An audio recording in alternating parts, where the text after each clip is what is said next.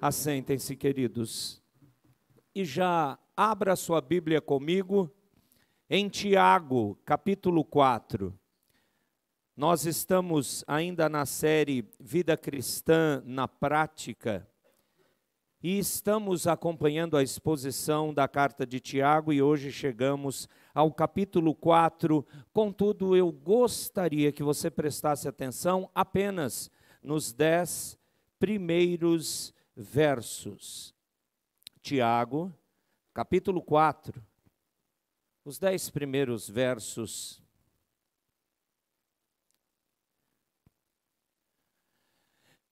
Queridos, eu gostaria de expor cada uma das partes desses 10 versos. Então, para que haja uma dinâmica na mensagem, eu vou ler cada porção e nós vamos aplicá-la, vamos aprender o seu conteúdo até chegarmos ao verso 10. Então mantenha, por gentileza, sua Bíblia aberta ou o seu celular, se você está lendo a palavra de Deus, num aplicativo. Tiago, capítulo 4, deixa aberto de 1 a 10.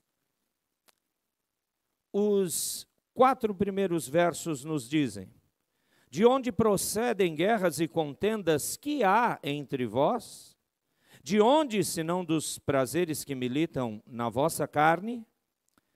Cobiçais e nada tendes, matais, invejais e nada podeis obter. Viveis a lutar e a fazer guerras, nada tendes porque não pedis. Pedis e não recebeis porque pedis mal, para esbanjardes em vossos prazeres. Infiéis, não compreendeis que a amizade do mundo é inimiga de Deus? Aquele, pois, que quiser ser amigo do mundo, constitui-se inimigo de Deus. Meus irmãos, nesses 4 primeiros versos, Tiago coloca o problema. E qual é o problema? Nós podemos descobrir que o tema daquilo que ele quer colocar poderia ser resumido na seguinte frase: cuidado com os seus desejos. As suas motivações determinam as suas atitudes.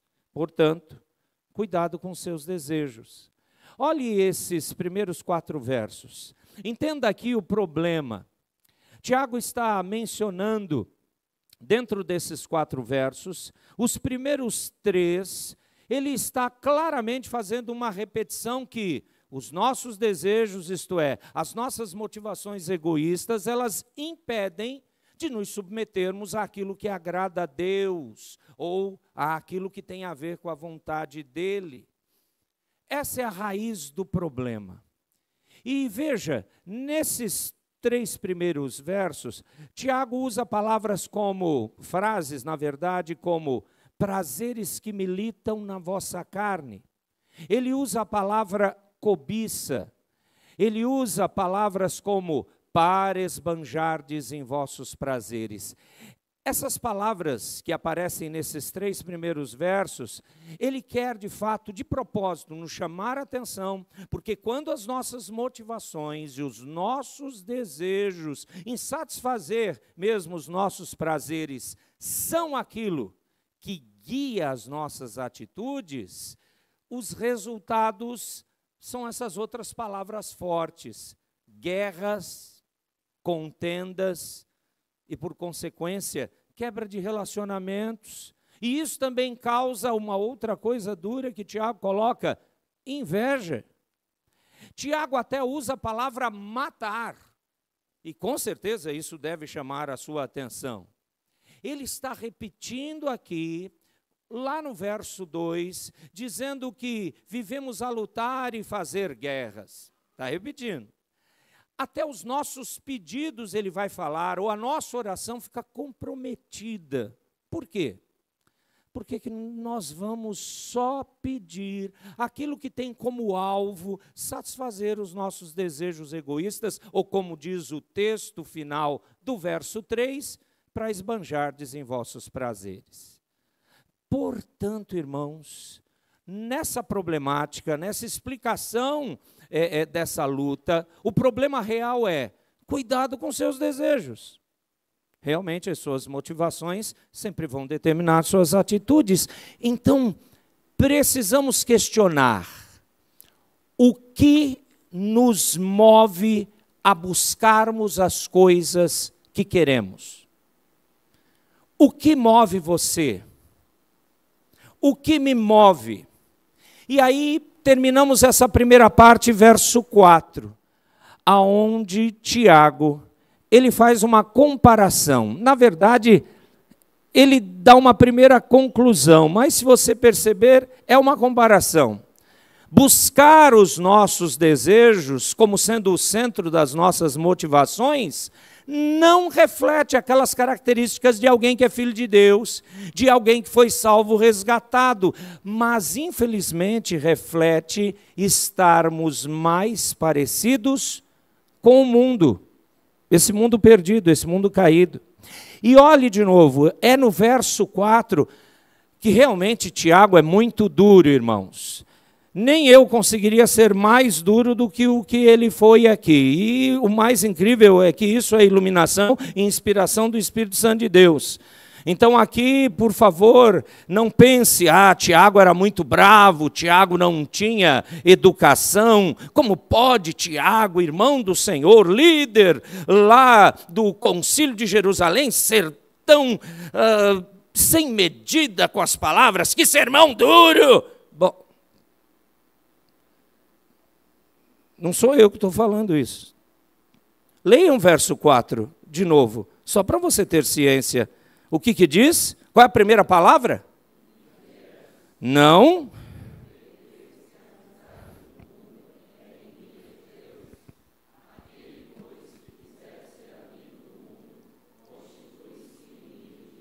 Por mais que Tiago está no contexto de criticar os falsos mestres, líderes que estavam atrapalhando ali as igrejas, ou a igreja que ele queria que conhecesse o ensino bíblico, ele que nas outras partes da carta chama aqueles queridos de meus irmãos, meus amados, ele está dizendo que quando esse problema está instalado na nossa vida, nós nos tornamos infiéis. Ele está sendo duro, claramente duro, difícil de ouvir. Me parece que o Senhor Jesus também recebeu essa qualificação, quando falavam, duro é esse discurso. Quem poderá ouvir? Mas, meus irmãos, entendam, buscar os nossos desejos como sendo o centro das nossas motivações, de fato não reflete que somos do Senhor. A dureza aqui é que, na verdade, ele está falando sem rodeios, a fim de avisar os seus irmãos na fé de que ser guiado por motivações egoístas, buscar apenas satisfação dos seus desejos, é se colocar distante da vontade de Deus, daquilo que agrada a Deus, e é isso que nos torna infiéis. Na verdade, a palavra original que Tiago usa é ser um adúltero. Então eu estou fazendo uma troca, eu estou abandonando o meu relacionamento com Deus para satisfazer o meu próprio desejo. E isso vai parecer muito mais com uma pessoa perdida do mundo do que alguém que teme e glorifica ao Senhor. Qual é a conclusão de Tiago no verso 4? Aquele, pois, que quiser ser amigo do mundo, constitui-se. Aí então nós vamos para a segunda parte, versos 5 e 6. Aqui Tiago diz o que esse problema provoca. Versos 5 e 6 nos diz, ou supondes que em vão afirma a Escritura, é com ciúme que por nós anseia o Espírito que ele fez habitar em nós? Antes ele dá a maior graça, pelo que diz, Deus resiste aos soberbos, mas dá graça aos humildes. Amados, eu sei que nas traduções do grego, as cópias do grego, e vários comentaristas se dividem se aqui está exatamente como foi traduzido pela nossa Bíblia Revista e Atualizada, em que o espírito que tem ciúmes, esse espírito é o Espírito de Deus, em relação a essa nossa mundanização, vez ou outra, mas também se dividem dizendo, não, na verdade, é o nosso espírito que tem essas ações pecaminosas, que tem ciúme de não querer satisfazer o desejo do seu coração. Sinceramente, não importa qual seja o ponto, porque a Bíblia ensina as duas coisas à luz de toda a Escritura.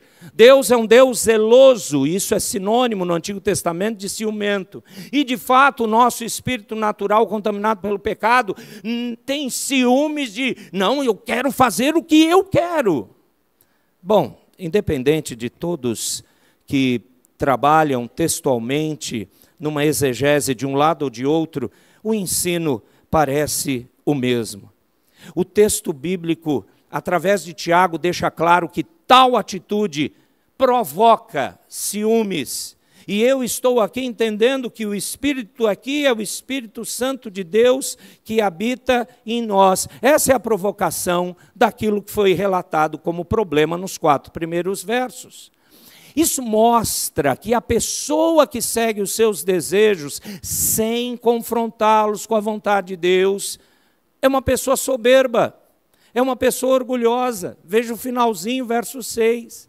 Isso vai trazer o quê? O tratamento de Deus sobre nós. Porque o que Deus quer é nos tornar humildes. Esse é o ponto, esse é o objetivo. A pessoa humilde é aquela que depende do Senhor, é aquela que confia no Senhor e, portanto, ela leva a sério o seu relacionamento com Deus. Amados, nós precisamos definitivamente compreender que o orgulhoso é aquele que é o independente. É aquele que acha que não precisa de nada nem de ninguém. É aquele que pensa que a força do seu próprio braço, que os seus pensamentos, sem nunca serem questionados, são verdadeiros, são suficientes. O orgulhoso é aquele que caminha muito mais próximo de viver uma vida mentirosa do que aquela pessoa que de fato depende de Deus. Quem depende do Senhor, meus amados irmãos, é uma pessoa humilde, moldável, quebrantável. Lembram de frases do Antigo Testamento? Dureza de coração? Ou, se usarmos a palavra que mais qualificava, mais caracterizava o povo de Israel no passado, dura cerviz. Isso tudo aponta para o orgulho de querer fazer a sua vontade, de não questionar se a sua vontade é pecaminosa ou não, e, portanto, se agrada ou não a Deus. É isso que nós provocamos quando não examinamos as nossas motivações e os nossos desejos.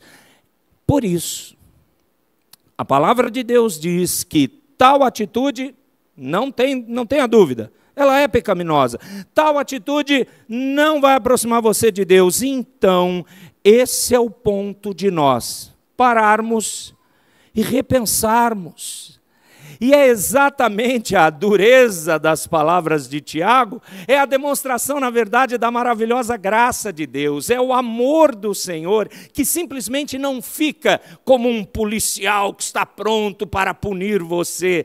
Aliás, amados, é melhor a gente mencionar aqui, é uma ideia errada, que pode estar na cabeça de muitos crentes, que Deus é sempre um Deus carrancudo, que só quer castigar. Eu não sei de onde tiram essa ideia, porque, aliás, nós temos essa ideia de acharmos que qualquer coisa perto do tratamento de Deus é castigo. Por favor, aprendamos mais uma vez, com muita atenção, por gentileza.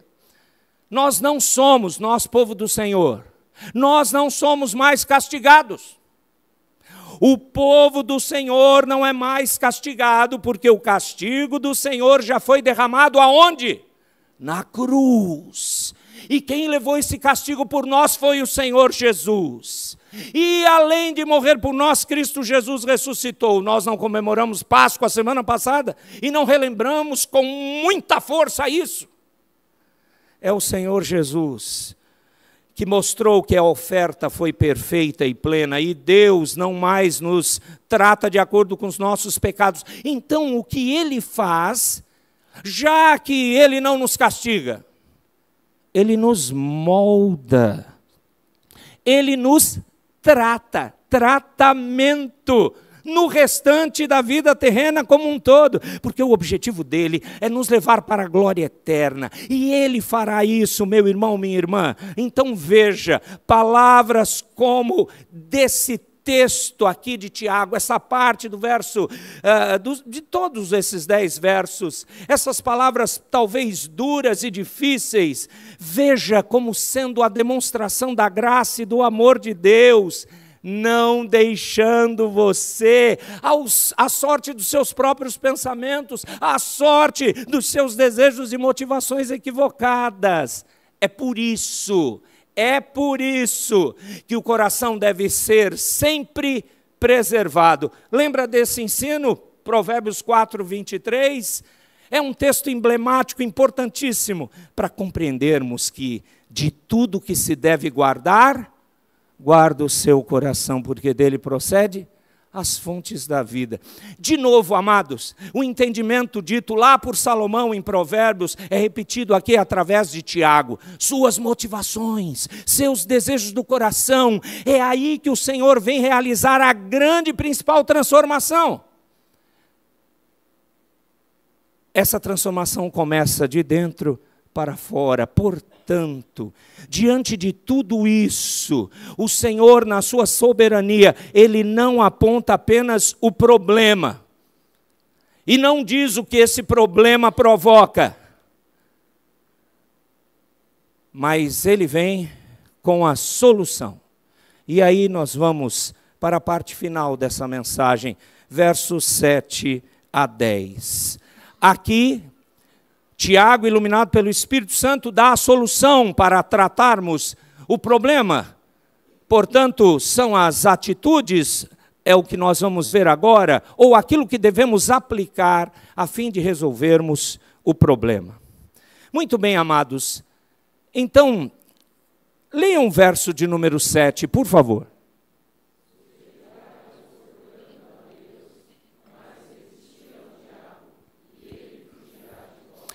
A partir desse versículo até o verso 10, eu sei que talvez seja incrível, mas Tiago usa 10 imperativos para ordenar àqueles judeus cristãos da sua época, e também para questionar os mestres em especial que estavam ensinando bobagem, ensinar as atitudes que conduzem ao quebrantamento, à humilhação diante de Deus, e que, infelizmente, sem esse quebrantamento, as pessoas vão parecer mais mundanas. São 10, eu não vou numerar. Primeiro, segundo, eu vou falar conforme aparecem no texto. A primeira delas é essa: sujeitai-vos a Deus. Sujeitar significa colocar-se numa relação de subordinação a alguém, acatar a vontade e as orientações dessa pessoa. Então, eu devo estar debaixo da vontade do Senhor. Presta atenção, bem praticamente.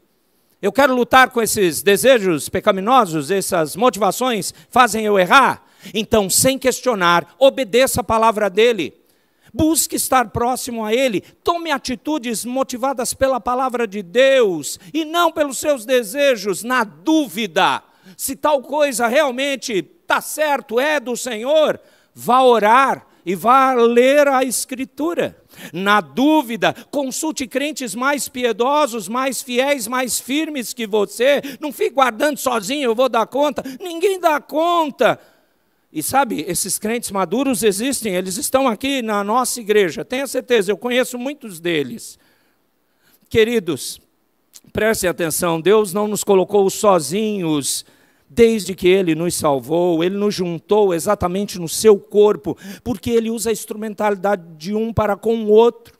com o objetivo de nos livrar dessas motivações e desejos equivocados. E veja, quando você faz isso, segundo o verso 7, automaticamente estamos resistindo às tentações, às ciladas e quaisquer questões de quem?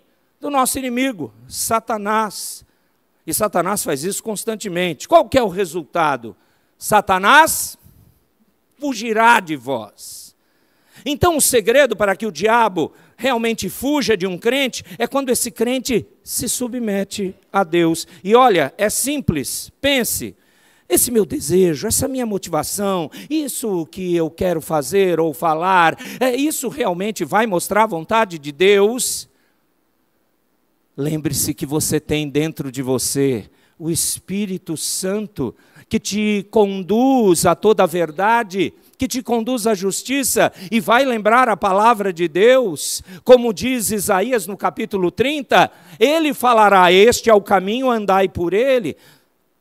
Evidentemente, o Espírito Santo vai relembrar a você aquilo que você conhece da Escritura. Se você conhece muito da Escritura, o Espírito Santo te lembrará de muita coisa. Então, de novo, amados, nós precisamos conhecer muito a palavra, precisamos lê-la todos os dias, nós precisamos colocá-la em nossos corações, precisamos, em resposta ao conhecimento bíblico, falar e clamar e pedir e agradecer e, portanto, ter uma vida de oração consistente e real. E Deus nos coloca em situações de problema, como essa que Tiago está falando, exatamente com esse único objetivo. Busque ao Senhor, clame ao Senhor, e Ele vai iluminar você, Ele endireitará os seus caminhos. Ah, amados, nesse sentido, quantas promessas em textos bíblicos nós poderíamos lembrar? Enfim, esse é o caminho para podermos nos submeter a Deus. Depois chega o verso 8, leiam por favor.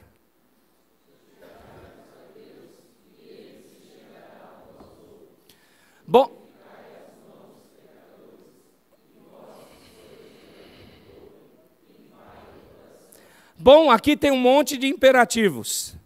Aproxime-se de Deus, como a NVI traduz. É renunciar ao mundo, deixando as atitudes mundanas de cobiça. Busque pelo poder e pela primazia. Busque a Deus em oração. Nada de querer ser você o tal. Chegar-se a Deus seria buscá-lo humildemente em oração, com arrependimento, não para poder obter coisas, mas em adoração e reconhecimento de quem Deus é. E veja que no verso 8, o modo dos leitores se aproximarem de Deus, em primeiro lugar, é purificar as mãos, pecadores. Pecador porque esse pecado do seguir o desejo está errado. Então somos pecadores, redimidos, mas ainda nessa vida vamos ainda errar, infelizmente. Purifique a mão. Tiago era judeu, ele estava lembrando lá do Antigo Testamento, quando os sacerdotes, antes de oferecerem as ofertas para pedir perdão de Deus ao povo, eles lavavam mãos e pés. Purificação. É isso que a gente tem que fazer. E a outra maneira, ele diz, vós que sois de ânimo dobre, limpai o coração. É alguém que está dividido internamente, e é mesmo. Em vez de seguir a vontade do Senhor, eu estou seguindo desejos que parecem mais de um perdido, de alguém mundano. O coração que tem esse ânimo dobre está manchado, sujo do pecado. A incredulidade está aí, precisa dessa purificação. Muito bem. Como é que essa purificação vai ficar mais clara? Verso de número 9. Leiam.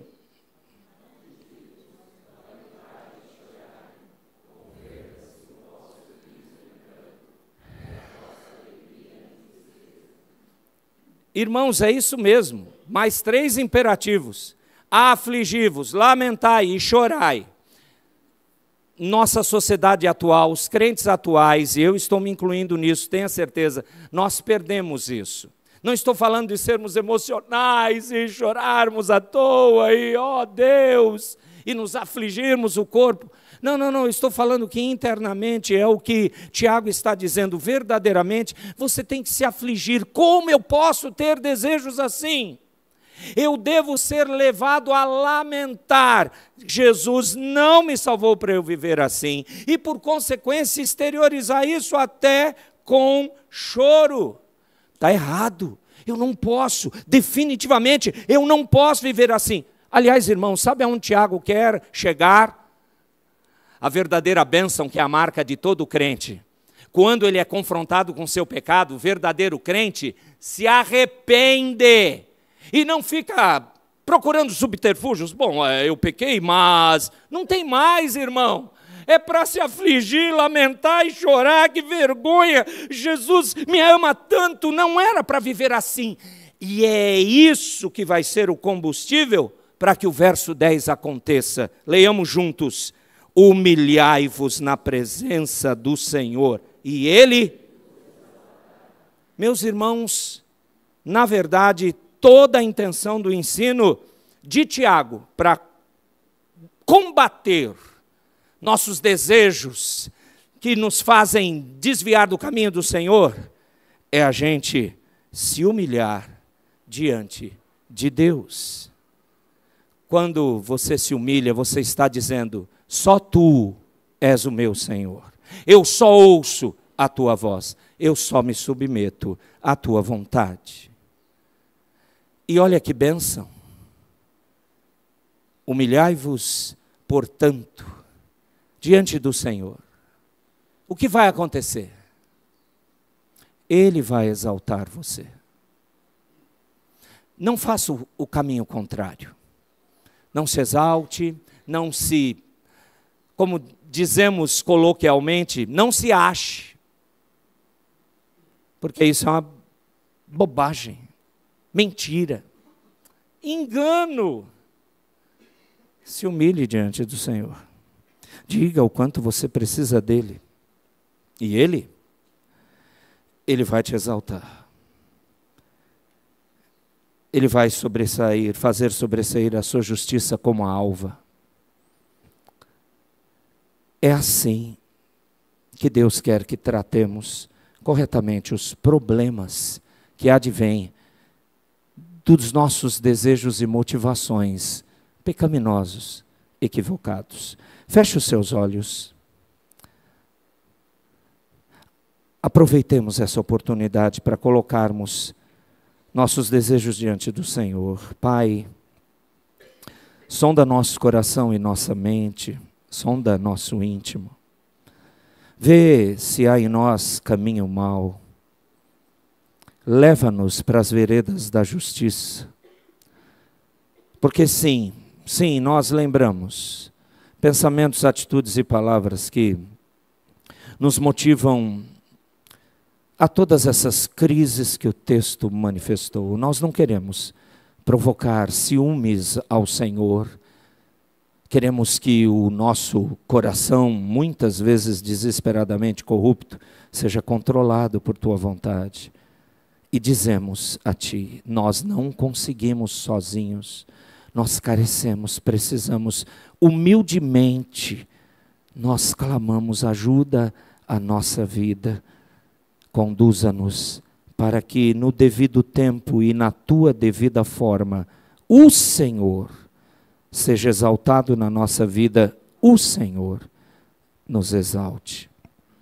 Rogamos isso em verdadeiro arrependimento, em nome de Jesus. Amém.